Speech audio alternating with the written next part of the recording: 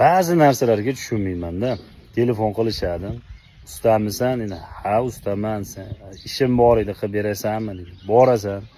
Nech puldan qilyapsan? Ha, manonchadan qilyapman. Sal kelishtirmaysanmi? Hop, nech pul qilib bersan? 5 ming, 10 ming o'tib bergan kvadratidan. Aytda dagor qilasan, 5 ming, 10 ming o'tib berasan, 5 chi tashiysan, ishiga tushasan. Obyektni bitirib, topshirib, puliga kelganda nima deydi? Ha, usta jichcha picha o'tib bermaysanmi endi? Ha, boshda dogovor qildik-ku, o'sha o'tib beradigan summani boshda tushib berdim. Mana shunchadan. Desa, endi hamma narsaning xayri bo'ladi-ku deydi. Ha, o'sha xayrni shu obyektni egasi qilsa bo'lmaydimi? Ustalar issiqda ishlayapsizlar. Ya sovuqda ishlayapsan, sovuq o'tib ketdi deb shu ozgina qo'shib bersa ustaga. U xayr bo'lmaydimi?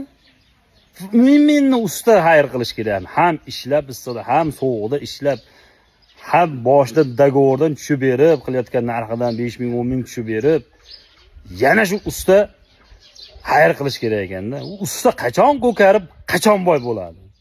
Tushunmayman-da shu narsaga men.